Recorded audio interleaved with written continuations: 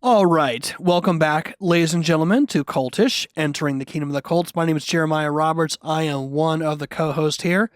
I am back here in the studio. Got a couple guests with me that we'll introduce in just a second. But as always, I'm joined with Andrew, the super sleuth of the show.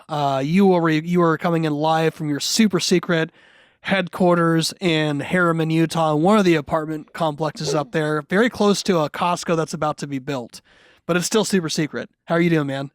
I'm doing well. Dang, Jerry. Yeah, you just nailed it down there. People are going to know even more where I live now because of that Costco that's getting built. So inch by inch, we will slowly reveal the number of my apartment complex. Eventually, it's going to be like, I'm going to give the exact pin drop. Like they can scan a QR code. We'll give them the exact pin drop so they can just drop by your house and say hi.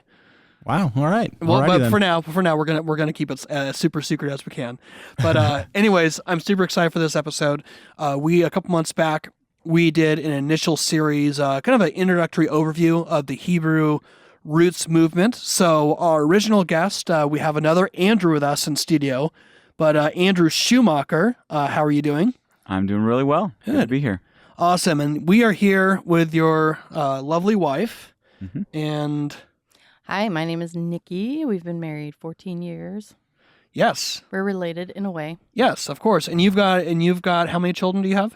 We have 3. Yes, they are awesome kids. In fact, one of them just came up to me. We were talking before. Super sweet, super outgoing. Just who he was, and just like, "Hi, how are you doing?" She makes evangelism very easy. Yes. You just take her with you. Yes. So it's awesome. I'm so glad you guys are both back in studio. So. If this is your first time listening in, if you're curious about the Hebrew Roots movement, the first series that we did was really just a general overview. And as we discussed before, it's incredibly broad. So I think even in the two episodes that we did, there's no way you can encompass everything because it's something that is so encompassing, like very broad and encompassing. And there's just a lot of different aspects to it. But today we're going to be kind of going over really some of the aspects of their theology, and also what are you most likely to bring up in a conversation, and then how do you respond to that? But before we jump into that, we do have a couple sponsors of the show. We want to make sure we make you wary of if you want to support these sponsors, which also help support Cultish. So the first is Forged Beard Company. If you go to forgedbeardco.com /Cultish, you can get some great goodies for your beard. And so you can go ahead and do that. Go to forgedbeardco.com /Cultish. If you use the discount code at checkout, you can get a discount off your order and get a proceed of that will go to you. Also, we've got Cultish merch. We've got some new designs down the road that will be available.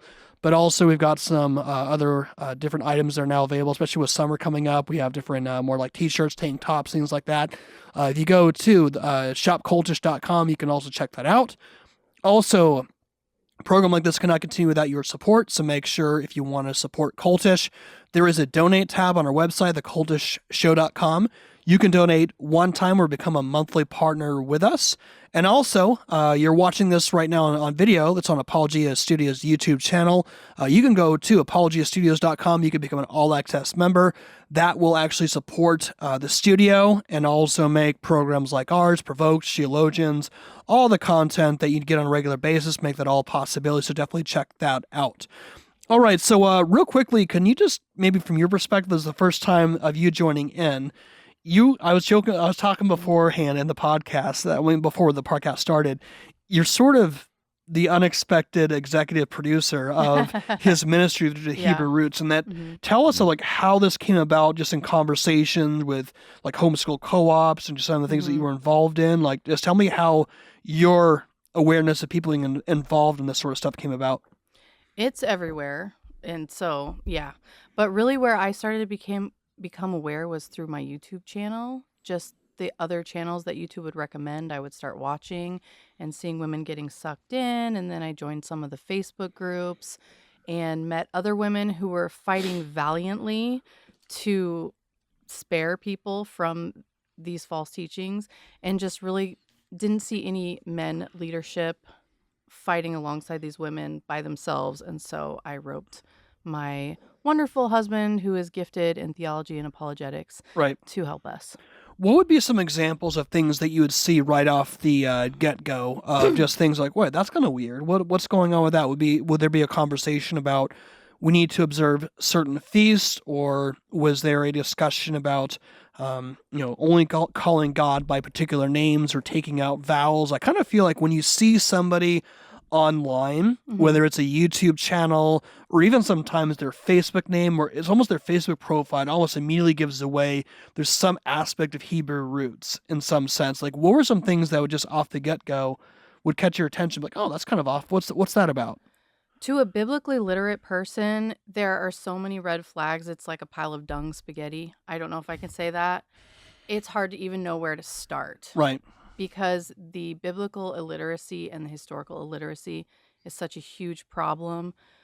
If you've done, you guys, maybe a lot of your ladies at your church do the Bible reading challenge. I've done that for 30 years or something. Yeah. So I really had to go to Drew to help me sort through where to even start. But yeah, just the aesthetics would draw people in. And I think that's a reaction to some things that people should be getting away from in our immodest culture. People seeing feminism take over, low-cut cleavagey, everything, and then they see this beautiful, modest lady with candles and a prairie dress, and that can really woo a lot of women who are affected by aesthetics and beauty. So that will draw them in. And then, a lot of these women have been a part of the Verse a Day Club their whole lives of Christianity. They've never really read the Bible in context. They have graduated from Bible college. Even some of my fellow Bible college graduates do not know how to cite a source or verify a historical source for what they're being told, and they get sucked in. And would you see things as well too? Just because it seems to me, I'm thinking through the lens of where women talk and interact online. You think about I'm trying to think of the Pinterest boards and anything in that regard. Where there's some things that would show up too, as far as like fashion, dress, but even like recipe suggestions, because a big aspect of it is about what you can adhere to, like what exactly is kosher, that is congruent with the Torah. Would you kind of see that a little bit? There have been leaked videos from some of the more prominent Hebrew roots female teachers. They sneak it in on purpose. They start with just the aesthetics and the candles and the homestead, and when you get into their private Facebook group, they start slipping in the legalism more and more. They don't show all that right up front on their YouTube channel. They slip it in. I mean, I have so many screenshots of women really being abused in some of these Facebook groups, being told, how they're not good enough because they accidentally found some gluten in the back of their freezer during the Passover. So wow. So would you say it's kind of like that frog and boiling water technique kind of use that we see that a lot of cults do, especially like Scientology? At first, these women can get appealed to the aesthetics, and then all of a sudden they're joining this Facebook group, and then slowly they're starting to see, the temperatures being turned up, and all of a sudden it's too hot, and they're just it's hard for them to sort through the madness, essentially. Yes. And there are some wonderful biblically literate women online that are seeing it and trying to help and trying to pull these women out. But a lot of it stems from women who, Marcia of Smyrna Mountain, she pointed this out to me, and I've noticed that she's right over the few years we've been involved. It's women whose husbands are not necessarily, now this isn't always the case. A lot of times it's the husband is not leading the family spiritually, and the wife wants that, and she's trying to figure out how to live a rich spiritual life, and she's figuring it out on her own. And either the husband will come along and join her in that, or there will be strife and they will get divorced. This false religion does lead to a lot of divorce. It's creepy. Now, I do have to disclaim, a lot of these people are our brothers and sisters in Christ. They're not all crazy, but the end of their logic leads this direction. So you would just say, just as a whole, that it's kind of like a mixed bag of either people, like a mixed bag of like wolves and sheep, where the sheep are people that are under, they're trying to pursue God to the best of their ability, but in the process of having a misunderstanding of what the law is, they're unintentionally putting themselves under a burden and under a lot of unnecessary yoke. Bingo. The sheep don't know the shepherd's voice because they've never read the word in context. So yeah, Right. that would be a fair. Right. And then and then also what the Apostle Paul warned about those who are trying to spy out and kind of seek the freedom that we have in Christ to put us back under bondage in a sense. So Andrew, why don't you do this? We're gonna jump in, and maybe we can also kind of, when we actually bring up these verses, give examples. You could both give examples of how they come up in conversation, but then explain the context as well. For anyone who hasn't actually listened to the previous 2 episodes, what would be give us a LinkedIn profile bio of the Hebrew Roots movement and what that looks like for anyone who's on the outside looking in, say this is their first time really understanding about this. Probably the best way to, I guess, summarize everything is it all kind of starts with, or it's all based on keeping the law of Moses and keeping specifically those parts of it that are for lack of a better term, ceremonial in nature. The dietary laws, the feast days, the Sabbath, seventh day Sabbath, that kind of stuff. And there's a lot of folks who are Christians who have, come to believe that we're supposed to do those things. Now that alone doesn't make someone in the Hebrew Roots movement necessarily, because what comes out of that, some people, that's all it is. And I wouldn't even necessarily call someone for that's all it is, and otherwise they're, Christians and Orthodox in every other way. I wouldn't necessarily say that's a person in the Hebrew Roots movement, but that's sort of the foundation of the Hebrew Roots movement. What often stems from that are just all kinds of theories about how, about the Bible and every sort of thing. So they have theories about that all Gentiles are actually members of the 10 lost tribes of Israel. They have theories about that Jesus wasn't really crucified on the Friday before the sun, what we celebrate Resurrection Sunday and Easter and all of that. They would come up with different timelines for that. Lots of different things kind of come up from it. Pronunciation names, like you mentioned before, there's about 6 or 7 names that, depending on who you talk to, they say that's the one and only correct pronunciation. If you don't say that, you're calling upon a false god. And so obviously there's a lot of intramural sort of my strife over 5-year-old that. is up a creek without a paddle because she can't even pronunciate things yet. Yeah. If you have a speech impediment, sorry. Yeah, I'd like to hear Trinity say Yeshua. Yeah. No, not going to happen. Gotcha. And so is also real quick, is there also an emphasis, we're going to get into aspects of the feasts and proof texts that you use to prove that. Is there also, in the process of observing certain feasts, is there also an emphasis about avoiding secular holidays because they're inherently pagan? Like we just had, we just celebrated Easter, aka Resurrection Day. The people who'd use the Easter Ishtar argument, this typical pseudo etymology and pseudo history, is that something that is kind of appealing to them as a whole? I mean, and again, it's anything we say, we're speaking in some generalizations. For sure. You could find somebody within the movement that disagrees, but it's a really common thing. That the Easter Ishtar thing cracks me up because Easter is like an English word derived from an older English word that just means 4th month. That's where we get it. In virtually every other language of the world, when Christians celebrate the resurrection at the same time, that same Sunday, they call it whatever their language's variation of Passover. It's all derived from Passover. So in English, that holiday sounds, superficially like Ishtar, but in every other language it doesn't. And so like the argument, this comes from the worship of this pagan goddess. Well, no, it doesn't, because then you actually think that only English speakers are guilty of this somehow. Syncretism, but they think but not the Easter other bunny people. and the Easter eggs are all because we're worshiping the fertility goddess, and Yeah. couldn't be that rabbits come out in the spring, and that's what we eat in the spring. Yeah. Couldn't be that, Couldn't be that Jesus hens was lay raised in more. the spring. Yeah. Well, yeah, I mean, it's even like Yeah. what they end up doing in like the film Zeitgeist. It's almost that very much that pseudo history where they're trying to Yeah. say, oh, this Jesus was derived from the pagan gods. I think it was either Horus or one of the other gods where they say, oh, this god was actually born on December 25th. And so therefore there's a correlation. Well, the most ridiculous thing is that you just do a tiny bit of research Yep. and you realize that the idea of just choosing the 25th of December, that occurred around the 3rd century of Christians articulating that day to celebrate Christ's birth.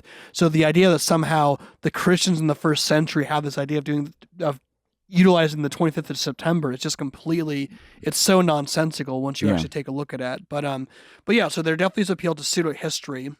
So let's just kind of jump into it. So there's quite a few different proof texts or just sort of places where passages come up. Maybe you can kind of both give your ideas and thoughts. So the first two categories is Matthew chapter 5, verses 17 and 18, and maybe categorically, maybe you could bring in examples too of like how this has come up in conversation with different women's groups and things like that. So Matthew 5 verse 17 says, "Do not think that I have come to abolish the law or the prophets, but I have come to fulfill them." And then also verse 18 says, "For truly I say unto you, until heaven and earth pass away, not an iota, not a dot will pass from the law until all is accomplished." So what are some examples? How would you see this utilized? And maybe you can also give some examples too. You can, either one of you can go. Yeah, I mean, it's sort of the starting point of almost any conversation. If what you're talking about is the law, if you're talking about specifically holidays, that's gonna start at a different place. Never mind the whole book of Galatians. Yeah. Yeah. So if you start a conversation, so you think that we should keep the feast days or eat dietary, like in the Torah, they'll say, well, yeah, I mean, Jesus said that. Look at Matthew 5:17. Now, there's a couple ways of, if you look at the text carefully, and this is what I think that they don't do, they don't realize that the Sermon on the Mount is essentially Jesus doing this. He's doing the Sinai thing with the new covenant. It's the new covenant mountain law. He's giving law. And so when he's talking about the law, he's starting at the beginning. But when he says you'll notice verse 17 doesn't say, "Do not think I came to abolish the commandments." He says, "Do not think I came to abolish the law or the prophets." Now, law and prophets is a common New Testament era way of speaking about the scriptures, the Old Testament scriptures as a whole. So Jesus here isn't, and you can look at, there's a lot of texts. Jesus, when he says, I think it's in John 10, "It is written in your law, I said you are gods," right? But you'll die like men. Well, what is he quoting? He's Psalm 82. Psalm. Is he quoting the Torah? Is he quoting the law?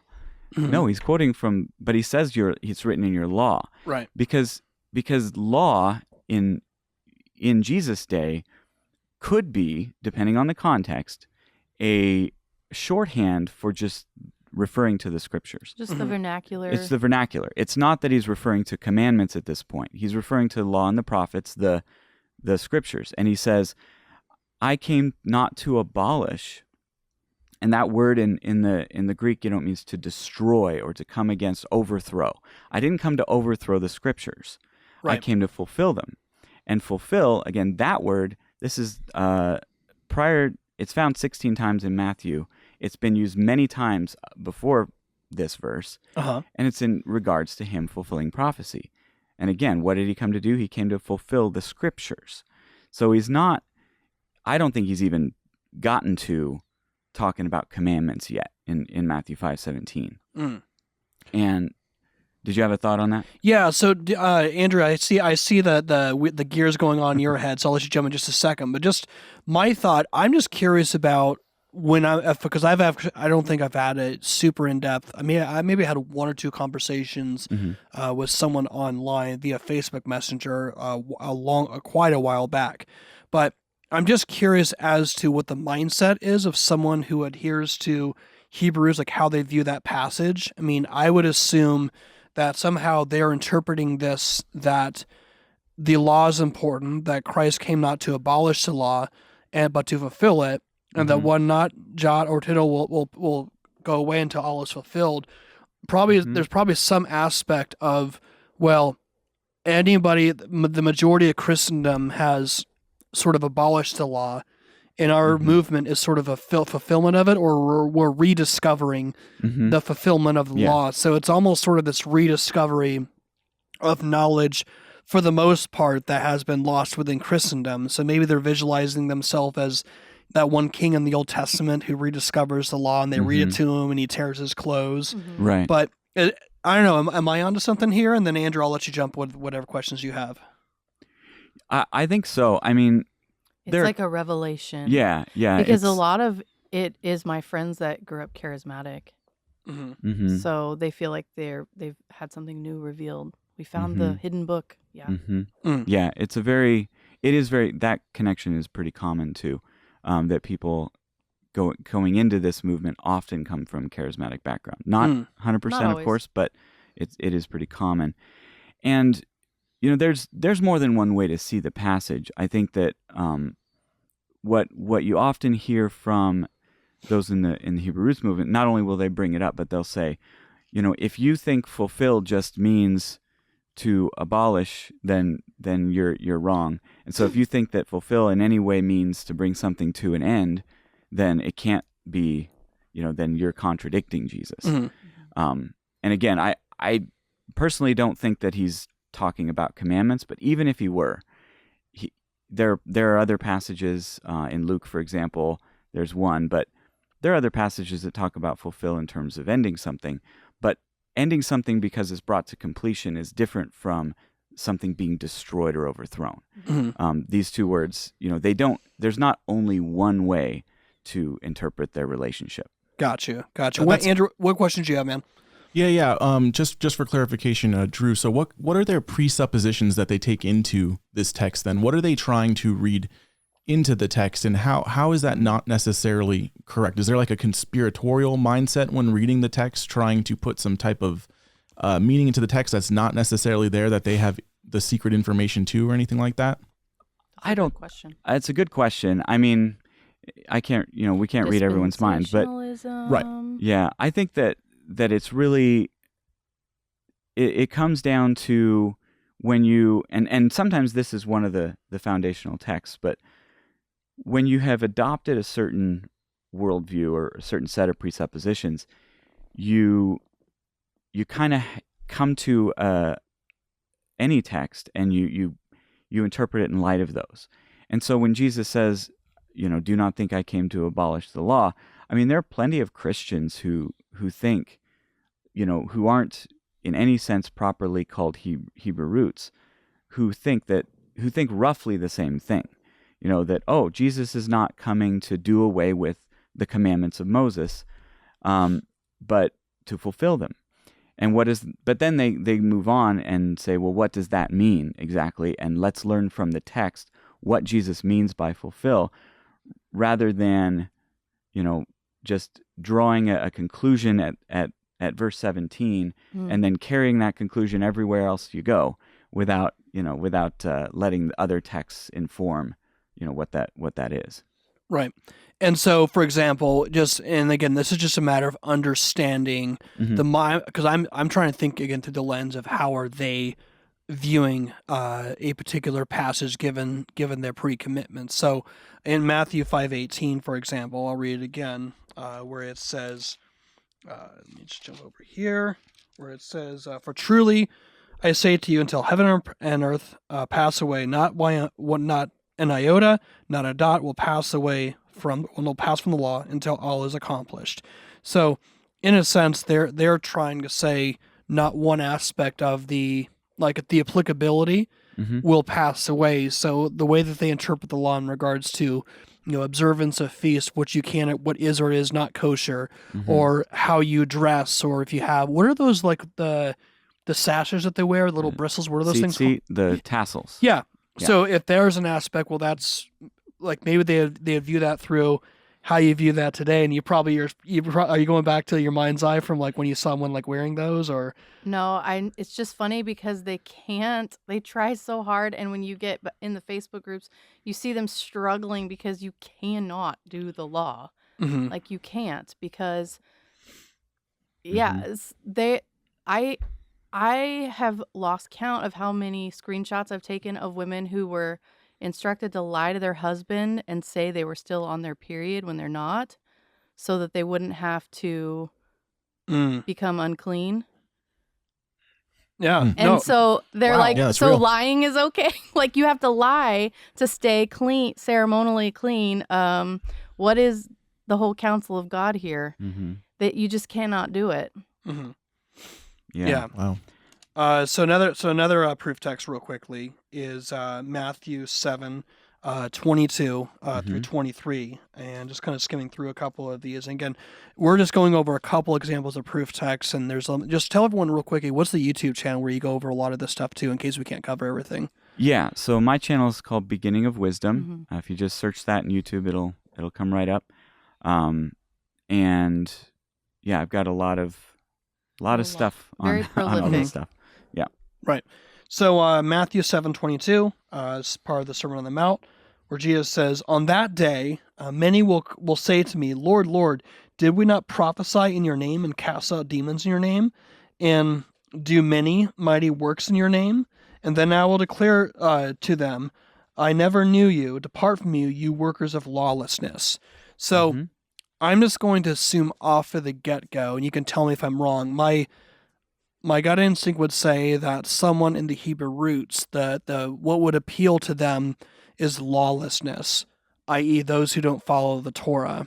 Like Jesus is going to be essentially, Yeah. if you don't follow, the different aspects of cleanliness or kosher, like all that entails that, you might end up in this category of lawlessness if you don't follow these things. Am I onto Right. something here? Oh, For sure. definitely. Yeah. They won't And- come out and say that until you get farther into the scheme. But, Yeah. Yeah. And this is related to another text which we may talk about. We'll definitely want to talk about, which is 1 John 3:4, which says sin is lawlessness.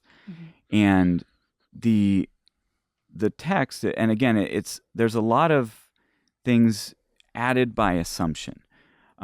It's a real it's a real common tactic when you're arguing for something, that you just kind of point at it and try to let people, you've laid some groundwork and try to let people draw certain conclusions, but they're not really drawing it from the text. The text, Jesus says, I never knew you, depart from me, you who practice lawlessness. Well, what is lawlessness? Lawless, iniquity, with being without, it's like anamos or anomia. I don't know the conjugation in the Greek, but it's no law. Mhm. Now, are there people who profess to be Christians who are truly anti-law in every regard?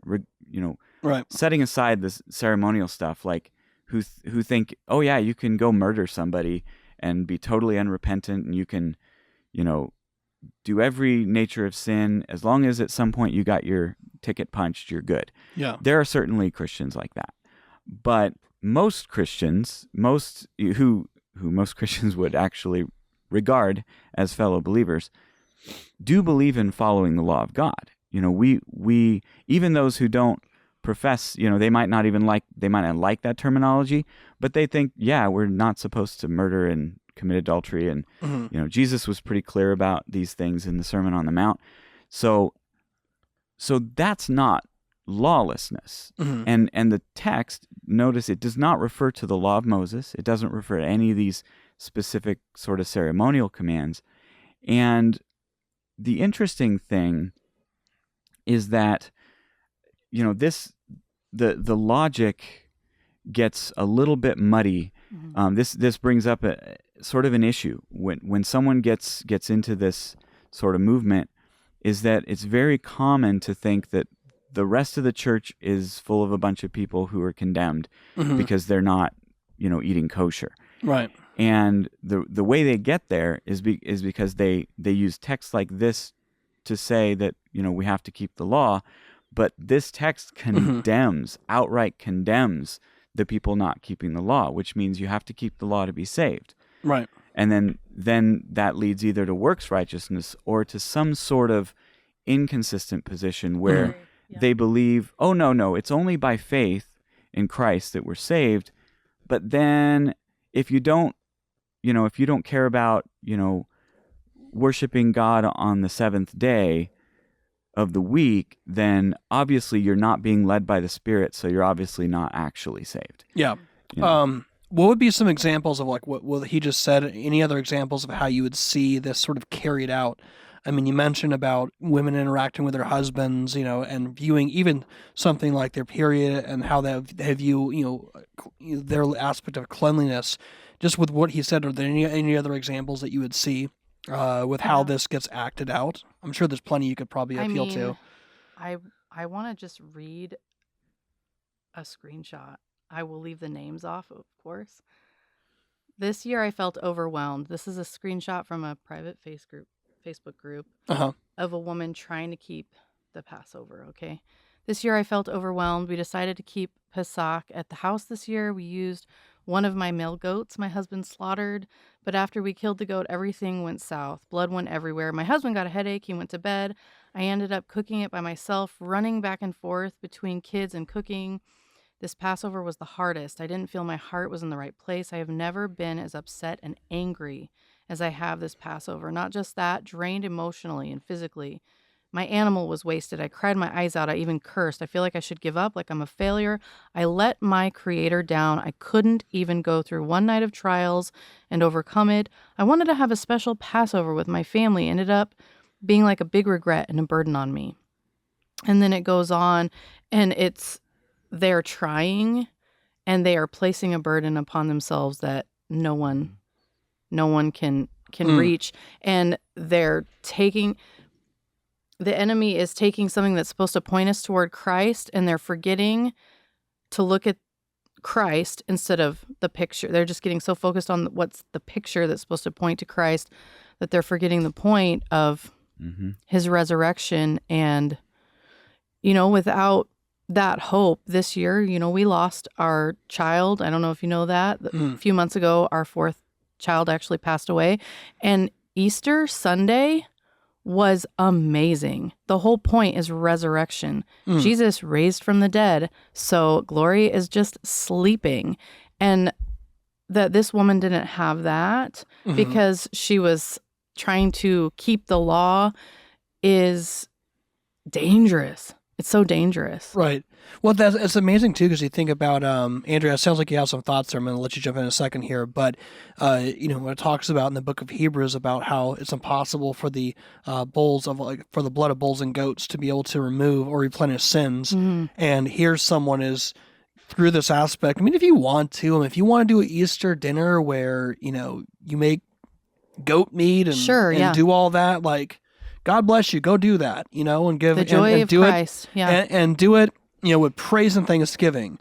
But all of a sudden, it sounds like this person is trying to do that through trying to be part of the fulfillment of the law. But in a sense, where they think they're part of something that's exclusive and special, they're actually putting themselves under this immense burden and pressure. I mean, I can only imagine, how she would feel after falling short of this, and then what would you do to try and atone and make amends for it? The whole point is that Jesus did it. Andrew, what are your thoughts on that, man? Oh yeah, I was definitely gonna listen to Nikki there, but you're just hitting a good point. But when I hear Matthew 7, we use this section of scripture all the time when we're talking to LDS people or even like a Jehovah's Witness because they claim to know the true Christ, right? It brings me to 2 Corinthians 11, and Nikki, you said it's a dangerous thing, and I think why it's so dangerous is because if you start looking to do the Passover, where's your heart at, right? If your heart is to look holier than thou, or that it's something that needs to be done, then your heart's not truly focused on Christ, like you were saying, right? Like it's sad. In 2 Corinthians 11:4, it talks about, it says, I'll start in verse 3. It says, "But I'm afraid that as the serpent deceived Eve by his cunning, your thoughts will be led astray from a sincere and pure devotion to Christ. For if someone comes and proclaims another Jesus than the one we proclaimed, or if you receive a different spirit from the one you received, or if you accept a different gospel from the one you accepted, you put up with it readily enough." And then Paul goes on to speak about these ones who are types of like super apostles in a sense, but in verse 12, I'll read from there too. It says, "And what I'm doing, I'll continue to do in order to undermine the claim of those who would like to claim that in their boasted mission, they work on the same terms as we do. For such men are false apostles, deceitful workmen, disguising themselves as apostles of Christ. And no wonder, for even Satan disguises himself as an angel of light. So there's no surprise if his servants also disguise themselves as servants of righteousness, their ends will correspond to their deeds." So it's like, you can look to do the things of the law, but if you are a teacher teaching that you need to do these things for very specific reasons in terms of your own righteousness, it says right here, these people certainly look like they're righteous, but their end will correspond to their deeds. I believe that these are the people that Jesus is speaking about, the ones who say the name Jesus or Yeshua, but really don't accept the sacrifice of Christ as a freedom to live. Like you were just talking about, Nikki, like we have the freedom in Christ. If we want to do a Passover meal, we can, but what we also have the freedom on is we can enjoy even the failures in it. We don't have to, it is not, our righteousness is not bound up in exactly how we perform this Passover meal in a sense. And like you said, that is just slavery, and it points you to a different Christ. If you seek to be righteous in that manner, I think you've already lost who Christ is and what he did for you. It's really sad. It's a scary thing. It's like a teeter-tottering, you know what I mean? Like you're trying to walk a tightrope, you can fall off real quick, and that's not a good spot to fall. Yeah. So another thing too is that it's interesting too, because I think in the same way, the next section is you're talking about there's descriptions in the Gospels and also in Acts in regards to mentions times when the law is referred to, and I think a lot of cults, for example, they get a lot of distorted Christology from fundamentally a misunderstanding of what is actually what the state of the union was in regards to, Christ's nature, given that he was the incarnation, he had took on flesh. If you look in Philippians 2, Christ being in the very form of God, but they take the aspect of his human nature and come to a lot of times a fundamental misunderstanding of his deity. So I think maybe in the same way, because Christ is coming there in the midst of fulfilling the law, it isn't until really the end of the Gospels when Christ fulfills the law. And that actually transpires when everything transpires. And so it's going through a major transition from the old to the new, and you see that. So it would make sense, maybe in some sense, where maybe people would have a misunderstanding of that. Am I kind of onto something here as far as you mentioning that category, or just tell me more about how that relates to the Hebrew roots, just the mentions of the law in the Gospels and in Acts? Yeah, I mean it is, and this is something I think we'll have time to get into a lot more later, as far as like getting into Acts 15 and talking about the Jerusalem Council, talking about Acts 16, Acts 21. There are these situations where conflict arises between the Christians and the unbelieving Jews, and it's often regarding aspects of the law, but not always in every case. But yeah, it's something that you kind of have to realize, and this again depends on, there's a sense in which your eschatology is going to affect this. Oh, for sure. Because Jesus, did he really, and I believe he did, he initiated and began the new covenant, and he began the kingdom. He inaugurated the kingdom. He sits on the throne, as it says in 1 Corinthians 15, waiting for his enemies to be made his footstool. And that kingdom has begun, and now it's spreading. Well, that kingdom began with Christ, and then the interesting thing is 40 years later, the prior kingdom, the prior expression of God's kingdom on earth, that is the nation of Israel, was just scattered abroad. The temple was destroyed, everything was done away with, and that was not just some accident. Jesus said it would happen, and God came in judgment against unbelieving Israel and ended that kingdom. And there's this 40-year generation in between where there's an overlap between these two kingdoms, the kingdom of heaven coming and the kingdom of Israel coming to a close. So yeah, there's going to be a lot of confusion. I think we see that in the Gospels and the book of Acts, with people just wrestling with how does this all work. And we'll get in as we talk about specifics. Some of the specifics, I think that's something that's got to be in the back of our mind, that people had certain ideas about what the Messiah coming would be like. Jews today think, well, there's no way he could be the Messiah because he didn't usher in peace on earth, and bring about that earthly kingdom the way that they thought he would. And there were people back then who thought that too. But as we read in the New Testament, we see that people are really wrestling with it, and I think that's where a lot of this comes from, is that same wrestling match going on today. Okay. And then just real quickly, so Deuteronomy 13, I'm curious about that. The prophet test proves the law is unchangeable. So I'm thinking, we use this all the time when we're out talking to our Mormon friends and neighbors, or really anybody who says, oh, well, I'm a prophet of God, or someone says, oh, this is our prophet, where Deuteronomy 13 essentially says that there arises among you a prophet or a dreamer of dreams who puts about a miraculous sign or wonder, but then they say, let us go after other gods. Do not go after them, for the Lord your God is testing you to see if you love him with all your heart, soul, mind, and strength. So how does that work in the Hebrew roots movement? I'm very curious about. Tell us about that. Yeah. So this is one of those times where that thing I mentioned earlier happens a lot, where details are supplied that aren't actually in the text. So in this text, yeah, you're right. It's the one. If they say basically come after other gods, let us serve them, it says you shall not listen to the words of the prophet or dreamer of dreams. For the Lord your God is testing you to find out if you love the Lord your God with all your heart and with all your soul. You shall follow the Lord your God and fear him, and you shall keep his commandments. So there's a mention of commandments, right?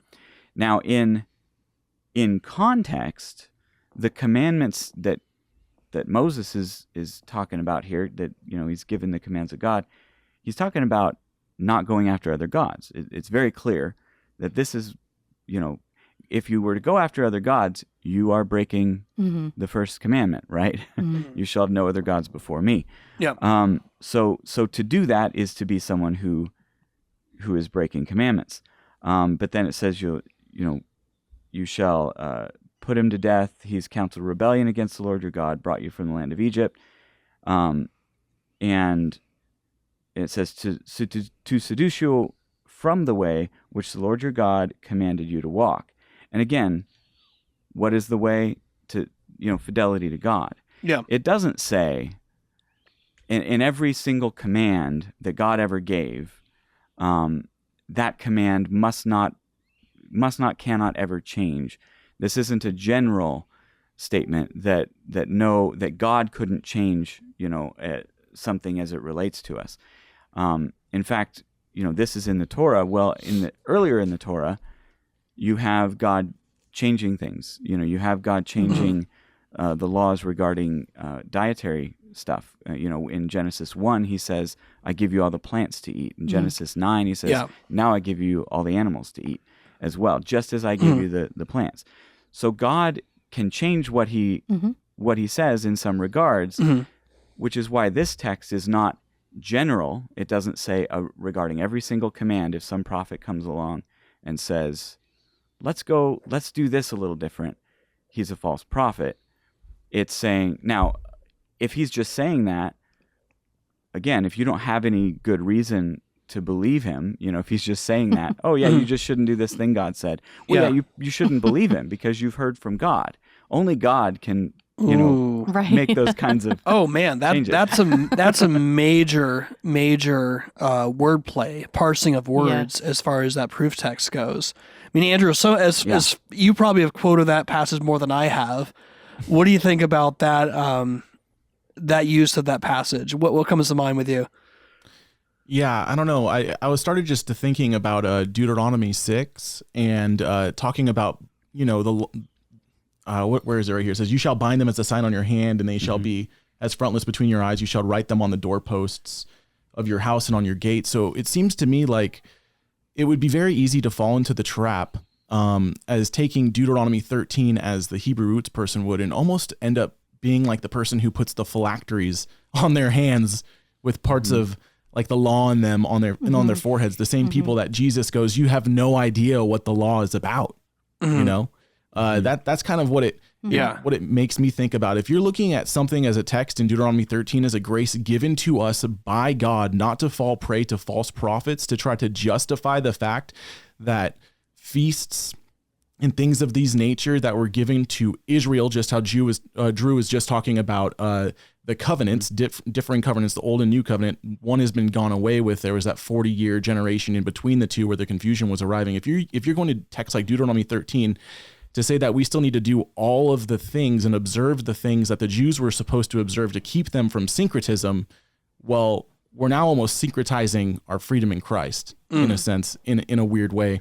I don't know. Do you find that, Drew? Do any of them ever do phylacteries or anything like that? Anyone in the Hebrew roots movement? Do they go that far? Or they just go, no, that's not good? They wear head haven't seen coverings, that which myself. is funny because that's not even in the Old Testament. Yeah, it's It's very only common. in the New. The head coverings are very common among the women. For the men too at all? A few, some do wear the kippah I mean, there's a and stuff, but vibe, just not like all of there them. is with any culture, and I wouldn't necessarily say it's wrong. Right.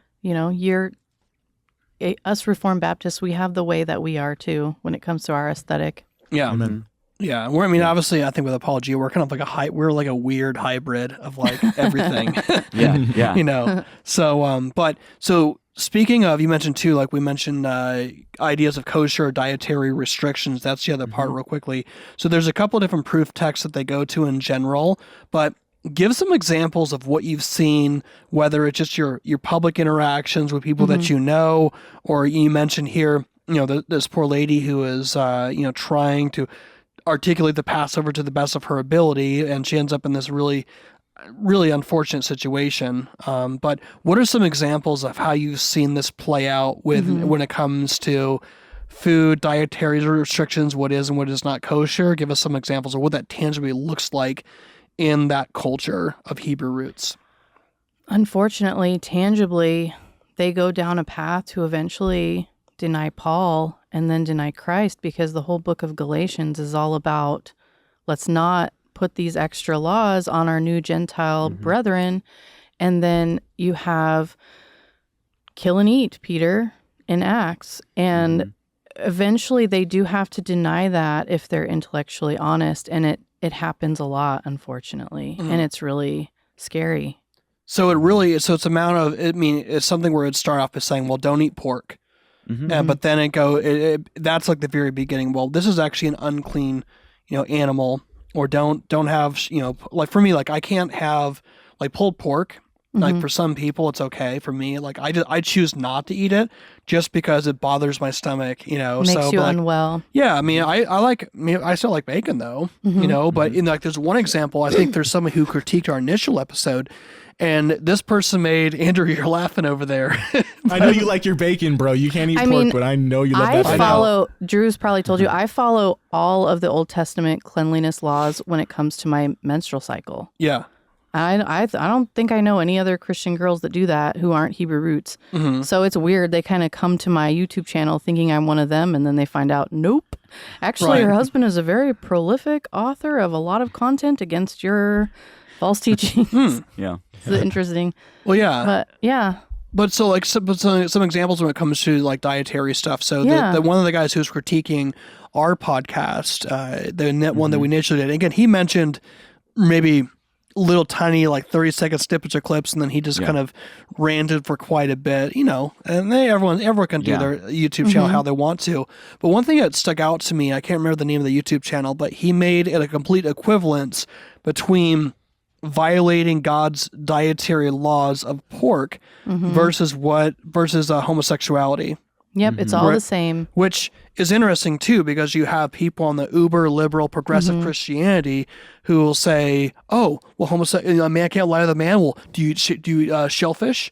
Where they're trying to make distinctions in a Yep. very liberal sort of way, but here they are completely making an equivalence in a distorted sort of way. They can't take the whole counsel of God in a logical manner. Yeah. And it's one of the it's one of the tactics that you see a lot with if someone isn't really a serious person when it comes to the scriptures. You know, if their goal, and I'm sorry to put it this way, but if the goal is just to promote a certain position and agenda, and it's not really to understand for yourself what the Word of God says, Right. and then present that, and if it is a very common tactic to hear someone say, well, in response to us saying, I don't think that the dietary laws apply to us like the same way they Right. did in Israel, to say, okay, well, so you think some of the law is, so number one, you're anti the law, which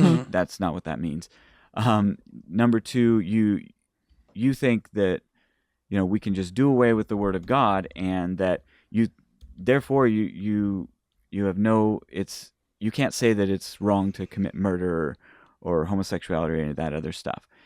And As if there's no difference between eating something bad or killing someone. Yeah. Well, and also as if there's no meaningful work that has ever been done to understand how we relate to the law and how different parts of the law are actually different. Right. Yeah. And that you can actually find this in the text itself. Yeah. So what I'm curious about too, as we kind of wrap up here, is that when they are trying to rediscover the correct dietary aspect, what quote unquote is kosher. I mean, just in the realm of just orthodox, in the realm of Judaism, I mean, you have reform, conservative, and orthodox branches to Judaism, and they probably have variants, I'm assuming, with how they would view the different dietary restrictions, what you can and can't do. The prominent teachers that are like super cool and popular really shame young women for not like selling everything to move out of the dirty city so you can stop eating GMOs and stuff that's not food. It gets really hairy. Right. Yeah, because I remember, just for example, too, when I worked at Costco, there was one area over here in the valley. It's one particular store. I can't remember exactly where it's located, but because the neighborhood in which she was placed in, it was a predominantly Jewish neighborhood. So the bakery, they actually had to make a certain just kosher, specifically like kosher Costco croissants or however they do that, which is kind of interesting. But just real quick, give a couple examples of proof texts that they use and like how you quickly would respond to it as we wrap up here. Sure. So a couple things. It's really common, and we've kind of touched on this for someone in Hebrew roots or Torah observance to say that the law is eternal, that it's eternally unchanging, that kind of a thing. And there are a couple of examples, and I got kind of two things I want to point to with that. Number one, that they'll say, well, it didn't start with Moses, because you can go to Genesis 26:5, and it's God speaking to Abraham and saying that you've kept my commandments and my laws. Now, we read that and we say, well, yeah, I mean, God told Abraham to do stuff and he did it. Like, why, what does that have to do with the whole legal system that God gave Moses? But you know, that's one of the things that they'll point to. What I would point to as a question to someone who brings that up is, you'll notice that it says my laws, plural. The word there is Torot. It's plural of Torah. And I would ask them, how many Torahs are there? You know, how many, when you say you're Torah observant, like Abraham, you know, how many Torahs? You know, is there just the one Torah, or is it many Torahs? Yeah. Obviously, when God said that to Abraham, he wasn't saying my Torah like the Torah. He was saying my laws, the instructions, the things I told you to do. Yeah. There's more than one of those. But and that idea that the law was around in Genesis roughly the same way as it was with Moses, it's contradicted, in the New Testament.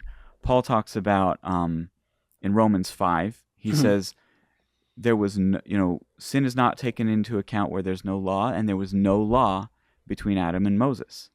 Does that mean there was no law? Like there was no such thing as sin between Adam and Moses? Well, of course not. He was talking about the law of Moses. In Galatians 3:17, he specifically says the law which came 430 years after Abraham. So it came into existence 430 years later. And in a couple verses later, it says it was added. The law itself was added because of transgressions. So the idea that it goes back to eternity is just, again, not borne out in the scriptures. But the other side of it is, does it continue, into eternity just as it was in the text? And the common way that this is argued is the term forever.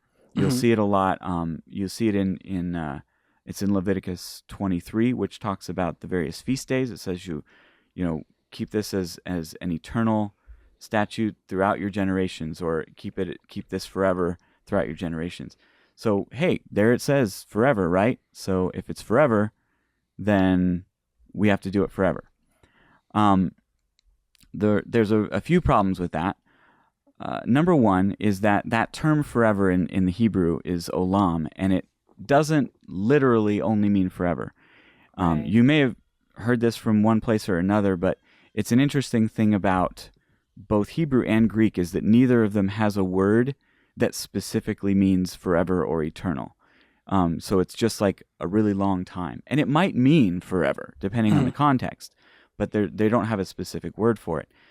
But in Deuteronomy 15, 16, and 17, it says this. It says, this is about if you have a slave and it's come time for that slave to be set free, then it comes in and it says this. It says, but if he says to you, this is the slave, I will not go out from you, because he loves you and your household, since he is well off with you, then you shall take an awl and put it through his ear into the door, and he shall be your slave forever. And to your female slave you shall do the same. So does this slave remain a slave of this family eternally? Or is it just for the rest of his life, right?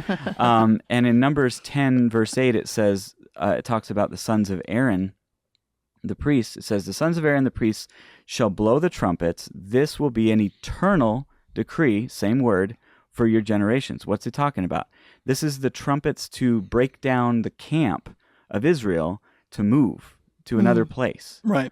So, like in a generation's time, in 40 years, this was no longer ever going to be done again, because they were going to go into the land of Israel. Yeah. But it's forever, And so forever, when it comes to the Torah, it usually lasts at least a lifetime. At least a human lifetime, from the time the command is given to, a generation, maybe 40 years, that kind of thing. But it doesn't necessarily mean, you have to give more than just, it says forever, so it must be forever. Yeah, and I think and I appreciate that, and then just I think there's we always have the saying that bad theology hurts people. Well, really, a bad understanding of the law and the Torah enslaves people. Right. And so that's what we want to do is we want to ultimately have a proper understanding of that. So what we're going to do is we're going to wrap up here. And Andrew, I saw like your mind being blown, the wheels in your head being like turning. So what we're going to do is I'm going to let you introduce. I'm going to have you kick off part 2 with whatever questions you have, and then we'll jump right into it. So All right. I'm always one doing that. So we'll just hold that. And so all that being said, we went a little over an hour for our first introductory overview, and this is just an understanding. This is a very broad and comprehensive group. So even kind of just talking about some of the general proof text, there's a lot to cover, and we didn't even cover everything we initially planned to do. So, and that's just part of what happens in a conversation. So we're going to jump into part 2 next week. So if you guys have enjoyed this, definitely let us know what you thought. Leave us a review on iTunes. And as always, a program like this cannot continue without your support. So if you feel led to support Cultish, go to thecultishtshow.com. There is a donate tab. You can donate one time or monthly. All that being said, we'll talk to you guys next time on Cultish, where we enter into the Kingdom of the Colts. Talk to you guys soon.